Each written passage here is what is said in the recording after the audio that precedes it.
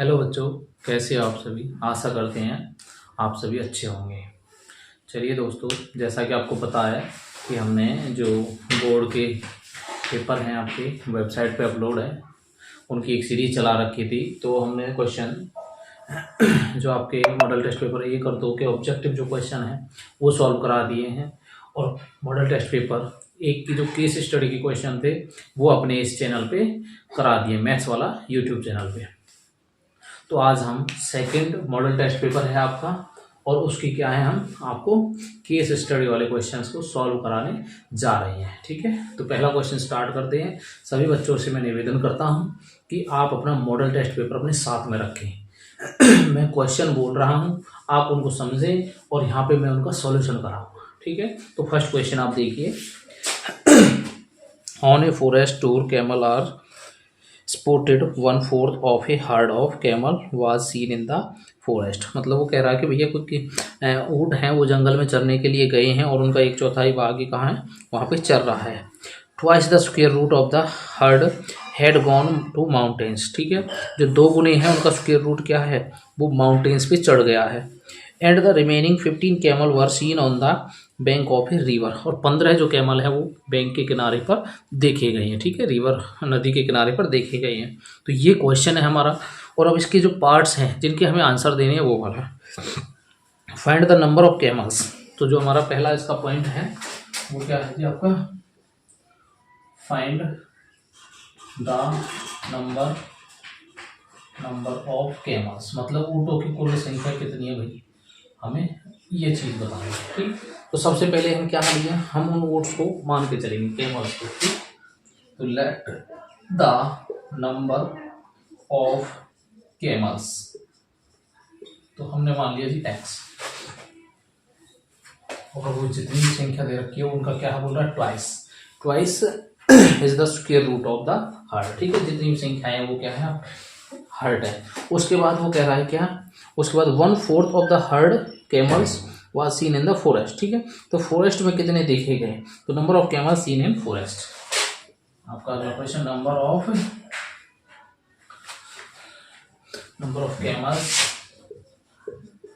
Camels seen इन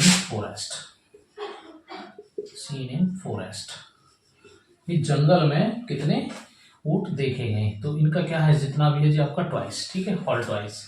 आपका 1/4 है और फिर क्या, x का स्क्वायर। ठीक है, तो 1/4 था, इसका स्क्वायर कर दिया, और इसका क्या है 1/4, तो किसका है, x का था। ठीक, तो ये आपके क्या है, फॉरेस्ट में देखे गए, जंगल में देखे गए। और उसके बाद में number of camel gone to mountain, number of camels gone to mountains. ठीक है, पर्वत पर कितने कैमल्स चढ़ गए, तो वो चढ़ गया आपके 2x, ट्वाइस चढ़ गया किसका, x का। ठीक, ये हो गया जी आपका। और number of camel seen on the bank river, number of camels seen in the, कहाँ पे देखे गए जी, bank of river, seen in the bank of river. नदी के किनारे कितने ऊँट देखे गए थे, 15 ऊँट देखे गए। ठीक है, अब वो क्या कह रहा है जी, अब उनकी क्या है, find the total number of camels. तो टोटल नंबर ऑफ कैमल्स क्या होगा, यहाँ पे बड़े ध्यान से देखना है अकॉर्डिंग टू क्वेश्चन। ठीक है, अब वो कह रहा है कि टोटल नंबर ऑफ क्या माना है हमने, एक्स स्क्वायर, इन सभी का सम किसके इक्वल है, हमारे एक्स स्क्वायर के इक्वल है। तो यहाँ पे हम रखेंगे एक्स स्क्वायर और इन सभी का सम करेंगे, एक्स स्क्वायर बाई 4 प्लस का 2x प्लस का 50। यहाँ से वही आपका एलसीएम ले लेंगे, एलसीएम कितना हो जाएगी 4, यहाँ से एक्स स्क्वायर 4 की मल्टीप्लाई 2 के साथ 8x, 4 की मल्टीप्लाई 15 के साथ 60, 4 यहाँ पे हो जाएगा एक्स स्क्वायर बराबर यहाँ से x square plus 8x plus 60। अब यहाँ से क्या करेंगे, इस पूरी टर्म्स को इधर ले आएंगे, तो एक्स स्क्वायर माइनस का एक्स स्क्वायर माइनस 8x, ये आपका माइनस ही बनेगा, माइनस का 60 इक्वल्स टू 0। इसमें से इसको घटाएंगे तो यहाँ से निकल जाएगा 3x 8x minus 60 equals to 0। अब इसके फैक्टर हम करेंगे, ठीक है। फैक्टर क्या हो जाएगा आपका 3 इंटू 60, 180, और 180 के क्या फैक्टर्स हो जाएंगे आपके 10 इंटू 8, ठीक। तो यहाँ पे हमें उल्टे लिख देंगे 3x², यहाँ पे आपका 18x प्लस का 10x माइनस 60 इक्वल्स टू 0। यहाँ से हम कॉमन लेंगे 3x, तो यहाँ से आपका निकल के आएगा x माइनस का 6, और यहाँ से आपका प्लस का 10 होगा, यहाँ से भी आपका x माइनस 6, तो 3x प्लस 10 इक्वल्स टू 0, और यहाँ से आपका x माइनस 6 इक्वल्स टू 0। यहाँ से x का मान निकालेंगे तो ये माइनस का 10/3, और यहाँ से x निकालेंगे तो 6। तो हम माइनस वाली संख्या को छोड़ देते हैं, प्लस वाली संख्या को ले लेंगे। ये आगे हमारी x की वैल्यू, और हमने नंबर ऑफ कैमल्स क्या माने थे, x²। नंबर ऑफ कैमल्स क्या थे हमारे, x²। तो यहाँ पे कट नहीं रहा वो थोड़ा सा, यहाँ पे हम लिखेंगे नंबर ऑफ कैमल्स। तो ऊँटों की संख्या क्या हो जाएगी भैया, हमने नंबर ऑफ कैमल्स क्या माने थे, x²। x कितना आ गया हमारा 6, इसका स्क्वायर कर देंगे तो 36। टोटल ऊँट कितने थे हमारे 36। तो ये हमारे फर्स्ट पार्ट का आंसर है, ठीक है। तो चलिए नेक्स्ट क्वेश्चन पे चलते हैं। सेकंड वाला पार्ट क्या कह रहा है जी, discuss the nature of roots of the quadratic equation ax। Quadratic equation दे रखा ax bx plus c equals to 0। ये आपके क्या है, नेचर ऑफ रूट बताने इस इक्वेशन के अनुसार। And how many camels were remained the on the bank of the river. और बैंक ऑफ द रिवर मतलब रिवर के किनारे पर कितने ऊँट थे। तो इसका तो आंसर इस क्वेश्चन में ही है, ठीक है। तो 15 रूट्स थे वहाँ पे। तो इनके अकॉर्डिंग नेचर ऑफ रूट क्या बनेंगे भैया, ये आपने देखा होगा। तो जो आपका पहला जो सॉल्यूशन है वो क्या होता है, अगर आपका d equal to b² minus 4ac, d equal to minus 4ac बराबर होता है जी किसके, या फिर हम ऐसे बोले, अगर ये आपका 0 से छोटा है, 0 से ये वैल्यू छोटी है, तो इसके क्या है, रियल रूट्स होते हैं, ठीक है। तो इसके रूट्स आर रियल, तो रूट्स आर रियल होंगे, वे वास्तविक रूट होंगे, ठीक है, आर रियल। तो इसके वास्तविक शून्यक होंगे। और अगर दूसरी कंडीशन में हम देखें b² माइनस 4ac, और ये आप इक्वल टू 0 है, तो अभी आपके क्या है, रूट्स आपके रियल होंगे, roots are real and equal roots होंगे, ठीक है, बराबर होंगे। और इसमें डिस्टिंक्ट मतलब भिन्न भिन्न होंगे, डिस्टिंक्ट रूट्स होंगे, ठीक है। तो उसमें अलग अलग होंगे, इसमें रूट्स भी आपके क्या है, पॉसिबल है, लेकिन इक्वल होंगे दोनों दो। और थर्ड कंडीशन बनती है आपकी b² माइनस 4ac। अगर ये आपका क्या है, ये आपका बड़ा है 0 से, ये वाला आपका बड़ा है 0 से, या फिर हम ये कहें कि आपका अगर नेगेटिव में यहाँ पे कोई वैल्यू होगी, ठीक है, या हम क्या कहें, नेगेटिव में कोई वैल्यू है यहाँ पे। अगर नेगेटिव में जैसे कुछ भी है, मतलब अगर नेगेटिव में कोई वैल्यू आ गई तो उसके क्या भी हम नो रियल रूट्स होते हैं, क्या होंगे, कोई वास्तविक रूट्स नहीं है, ठीक, नो रियल रूट्स, उनके कोई वास्तविक शून्य नहीं होते, ठीक। ये है आपके सेकंड क्वेश्चन का। और इसी में दे रखा है number of camels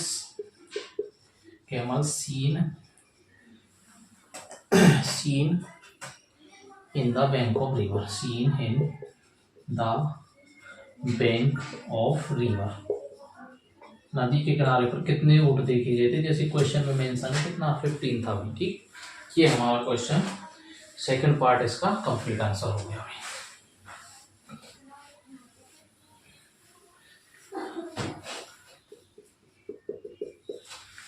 third part देखिए भाई इसका, how many camels were at mountain पे कितने का कैमल्स थे, माउंटेन्स, तो यहाँ पे हो जाएगा कैमल्स आर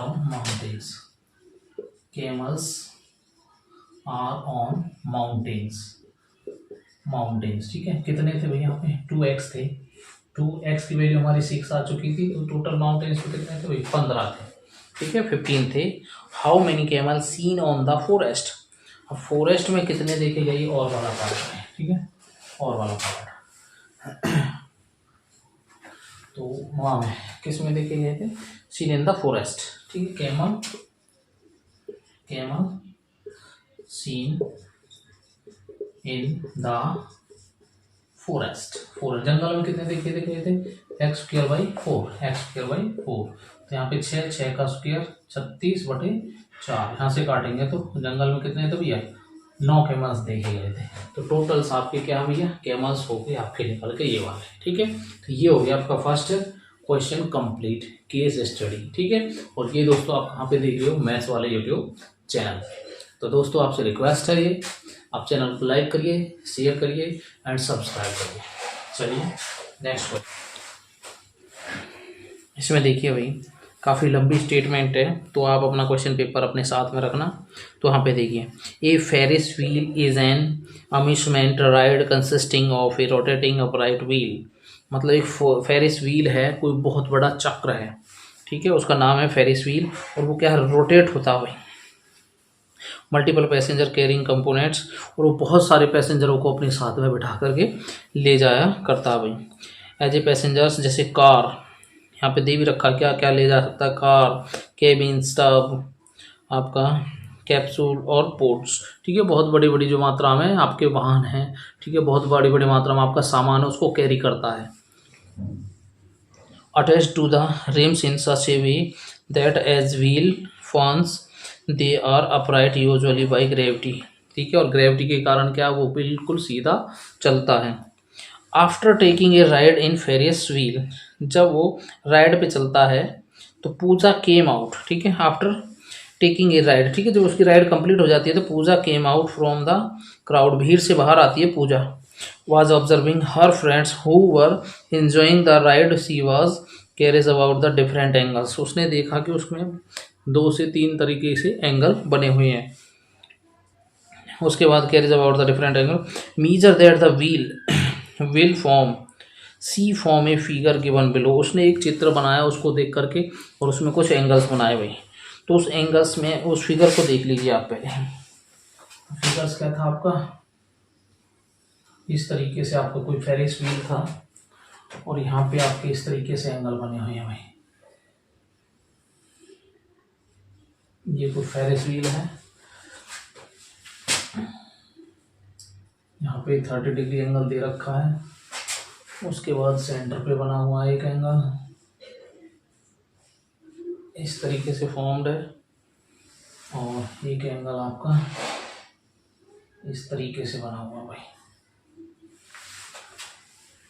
ठीक। इनके नाम दे रखे हैं जी एस, आर, क्यू, और ये पी, और ये सेंटर पे ओ, ठीक। अब यहाँ से एक लाइन और ड्रॉ करके दे रखी है इस तरीके से यहाँ पे, ठीक। तो उसने क्या दिया हुआ अभी, सबसे पहले उसने जो फाइंड कराया है आपसे आर ओ क्यू एंगल क्या होगा, आर ओ क्यू मतलब ये वाला एंगल क्या होगा, ठीक है। चलिए दोस्तों निकाल सकते हैं इसको, क्योंकि हमको पता है कि ये वाला एंगल और ये वाला एंगल कितने का 90 और ये 30 हमें दे रखा है, तो हम ये वाला एंगल निकाल सकते हैं। यहाँ पे हम क्या लिखेंगे, angle R plus angle Q plus angle P और प्लस एंगल ओ, इन तीनों चारों का जब सम देखते हैं तो हम क्या हो 360 के बराबर होता है, क्योंकि क्वाड्रिलेटरल बन गया, चतुर्भुज बन गया, और चारों एंगलों का सम कितना 360। तो यहाँ पे ये 90 और ये 30, तो प्लस एंगल ओ हम निकाल सकते हैं जी, एंगल ओ बराबर 360 कितना हो जाएगा जी आपका 210, कितना हो गया जी 210, और एंगल निकालेंगे तो यहाँ से 0, 5, 180 डिग्री का निकल, सॉरी 150 डिग्री का निकल के आ गया जी ये वाला, ठीक है। जब ये 180 का आ गया तो अब हम क्या करेंगे, अभी यहाँ पे हमारा एंगल जो था वो यही था, एंगल आर ओ क्यू कितना निकल के आ गया भैया 150 डिग्री, ठीक। ये हमारे पहले क्वेश्चन का आंसर हो गया है, ठीक है जी। अब क्या करना है, अब हमको क्या करना है जी, अब हमको करना है अगला क्वेश्चन, इसका अगला पार्ट। चलिए भाई इसका सेकंड पार्ट क्या है, सेकंड पार्ट देखिए, सेकंड पार्ट दे रखा find R Q P, angle R Q P. R Q P कहाँ पे जी, R Q P, R Q P मतलब ये वाला एंगल बताना भैया के यहाँ से यहाँ तक जो ये वाला एंगल है वो कितने का होगा। ठीक है, चलिए वो बता देते हैं। तो यहाँ पे हम ट्रायंगल लेंगे आपके क्या, ओ पी आर या O R Q, triangle R O Q. तो यहाँ पे triangle in triangle R O Q, ठीक, आर ओ क्यू फाइंड करना है तो इसमें लेंगे हम angle O R Q plus का ओ क्यू आर, ठीक है। और फाइंड करना क्या हमें, आर ओ, ये वाला फाइंड करना है, ये वाला हमें फाइंड करना है, ठीक है। तो R O Q equals to 180 degree. तो यहाँ पे हो गया आपका आर ओ क्यू क्या हो गया 180 डिग्री। अब यहाँ से हमें क्या निकालना है, ओ क्यू आर मतलब ये वाला निकालना है, आर ओ क्यू और जो आपका ये है, ठीक है। ये तो यहाँ पे क्या है, ये दोनों इक्वल है आपके आर ओ क्यू, ठीक। अब यहाँ पे एंगल्स आप चाहो तो चेंज कर सकते हो, तो ये क्या है ओ आर क्यू हो जाएगा और यहाँ पे क्या हो जाएगा आपका, यहाँ पे ओ आर क्यू और ओ क्यू आर, ये वाला हो जाएगा, ठीक है। तो ये दोनों इक्वल है तो यहाँ से आपका ये निकल के आ जाएगा क्या, हम जो चाहिए आर ओ क्यू, जो आपका ओ आर क्यू और O Q R, O R Q और ओ क्यू आर ये दोनों क्या है आपके बराबर हैं, तो हमने क्या लिख दिया इसको 2 ओ क्यू आर, और यहाँ पे ये दोनों एंगल आपके बराबर बता दिए हैं। तो आर ओ क्यू ये हमें 150 डिग्री का दे रखा है, तो हम यहाँ से निकालेंगे O Q R equals to 180 degree और इधर जाके ये आपका माइनस हो जाएगा।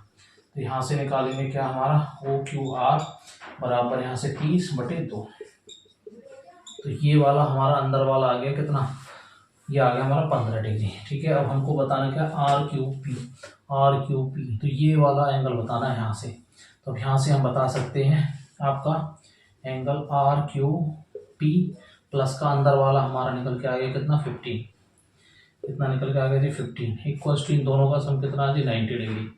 तो एंगल आर क्यू पी बराबर 90 डिग्री माइनस 15 डिग्री, तो एंगल आर क्यू पी कितना हो गया जी यहाँ पे 75 डिग्री। ये आपका फाइनल आंसर, ठीक है।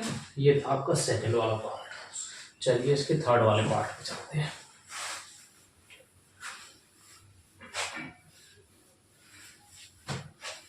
देखिए भाई थर्ड वाला पार्ट क्या कह रहा है इसका,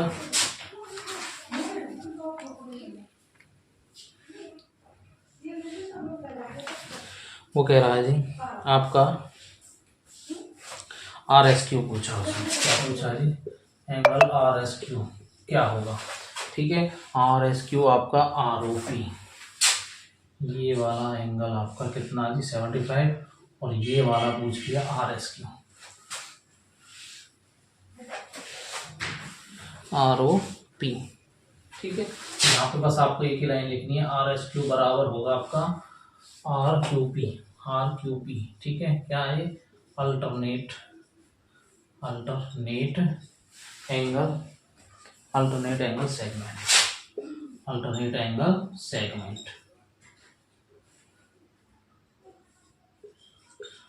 सेगमेंट एंगल है, ये आपके क्या है बराबर हो जाएंगे। तो यहाँ पे एंगल आर एस क्यू भी कितना हो जाएगा 75 डिग्री का हो गया। ये आपका सेकंड क्या थर्ड पार्ट का आंसर था, ठीक है।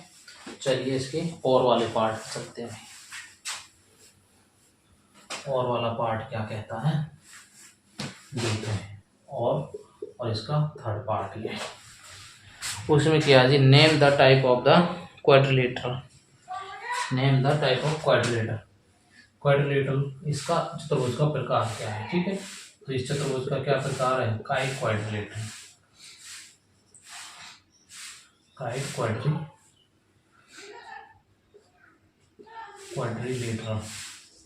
ठीक है। क्वाड्रिलेटरल देखोगे तो क्या है, पतंग के आकार का, क्या है आपका पतंग के आकार का चतुर्भुज है, ठीक है, पतंग के आकार का चतुर्भुज। ये आपका सेकेंड केस स्टडी का क्वेश्चन कंप्लीट हो जाता है। ठीक है, चलिए आप इसके थर्ड क्वेश्चन पे चलते हैं।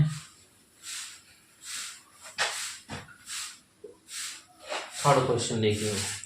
थर्ड क्वेश्चन में क्या दे रखा है जी, इसमें दे रखा है आकृति और Sukriti to start the game of a ludo. दो लड़कियां हैं, फ्रेंड्स हैं, वो क्या है गेम स्टार्ट करती हैं। They are fighting for who will start the game, और वो क्या आपस में झगड़ने लगती हैं कि भैया कौन पहले गेम स्टार्ट करेगा। They found 2 coins and decided to toss them simultaneously, तो उन्होंने 2 कॉइन लेके दोनों कॉइन एक साथ में उछाले। Know who will start the game, चलिए जानते हैं कौन गेम जीतेगा। इसमें ये दिया गया how many possible outcomes are there हैं। ठीक है, तो पॉसिबल आउटकम्स कितने होंगे। पहला पार्ट पॉसिबल आउटकम्स कितने होंगे भाई। पॉसिबल आउटकम्स अगर 2 कॉइन्स है तो उनको उछालोगे तो या तो हेड हेड आएगा, या आपका टेल टेल आएगा, या टेल हेड आएगा, या हेड टेल आएगा। ठीक है, तो पॉसिबल आउटकम्स कितने हो जाएंगे आपके 4। फर्स्ट क्वेश्चन का आंसर है भैया। ठीक है, अब इसी में सेकंड क्वेश्चन। सेकंड क्वेश्चन में क्या कह रहा है भैया, if the probability of success is 73%, यदि सक्सेस होने की प्रोबेबिलिटी 73% है तो what is the probability of failure. तो प्रोबेबिलिटी ऑफ फेलियर बताना है भाई। तो यहाँ पे प्रोबेबिलिटी ऑफ सक्सेस, ठीक है, सक्सेस जीतने की जो प्रोबेबिलिटी है वो कितनी है जी 73% है। ठीक है, तो यहाँ पे क्या बताना, probability of failure, probability of failure. ठीक है, हमेशा सक्सेस जो दे रखा है वो जीतने वाली, और जो ना जीतने वाली होती है उसको क्या भैया उसमें से घटा देते हैं 1 में से। ठीक है, इसका परसेंटेज हटाएंगे तो ये हो जाएगा 100। इसका एलसीएम लेंगे 100 माइनस का 73 बटे कितना हो जाएगा 27 बटे 100। तो यहाँ हमने निकाला तो ये 27% के क्या है उसके फेलियर के चांसेस होंगे। ठीक है, ये हो जाता है आपका सेकंड क्वेश्चन। आगे चलते हैं।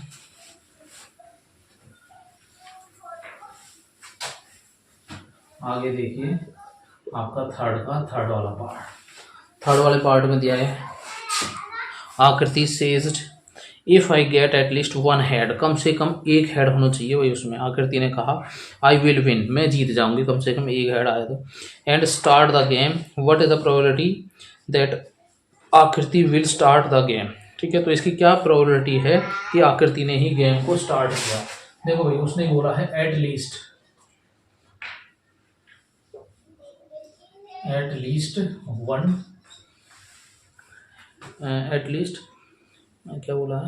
1 हेड। ठीक है, कम से कम 1 हेड होना चाहिए। ठीक, तो कम से कम 1 हेड किसमें होगा भैया, हेड में भी होगा, टेल हेड में भी होगा, हेड टेल में भी होगा। टेल ले लेंगे तो उसमें कोई हेड नहीं है। ठीक है, तो इसकी प्रोबेबिलिटी होगी आपकी ये। ठीक, अब उसने पूछा है कि इसकी क्या प्रोबेबिलिटी है भैया। प्रोबेबिलिटी की निकालने के लिए क्या करेंगे भाई, वही आपका पॉसिबल आउटकम्स अपॉन आपके टोटल आउटकम्स। ठीक है, पॉसिबल आउटकम्स कितने हैं टोटल, पॉसिबल आउटकम्स तो है 3 और टोटल कितने थे यहाँ पे टीटी और आ जाएगा 4। देखिए उसकी क्या है भैया प्रोबेबिलिटी होगी। ठीक है, उसके जीतने की 3/4। उसके बाद इसका और वाला पार्ट, चलो इसी में कर देते हैं और वाला पार्ट। तो इसमें क्या कह रहा है वो, Sukriti says if I get at most 1 tail, कम से कम क्या भी उसमें भी क्या 1 टेल तो होना ही चाहिए। I will win the game and start the game, what is the probability of Sukriti will start the game. ठीक है, तो सुकृति की क्या होगी, तो उसने बोला एट मोस्ट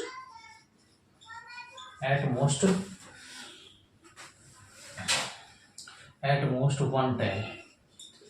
उसने बताया कि भैया 1 टेल तो कम से कम, तो टेल में होगा, टेल हेड में होगा, हेड टेल में होगा, हेड में दोनों आ जाएंगे। तो प्रोबेबिलिटी क्या होगी भैया, possible outcomes upon total outcomes. ठीक है, तो पॉसिबल कितने इसके लिखी तो 4। ये आपका फाइनल आंसर होगा। ठीक है, तो वीडियो कैसे लगे दोस्तों, लाइक शेयर एंड सब्सक्राइब जरूर करें चैनल को, मैथ्स वाला यूट्यूब चैनल। धन्यवाद दोस्तों।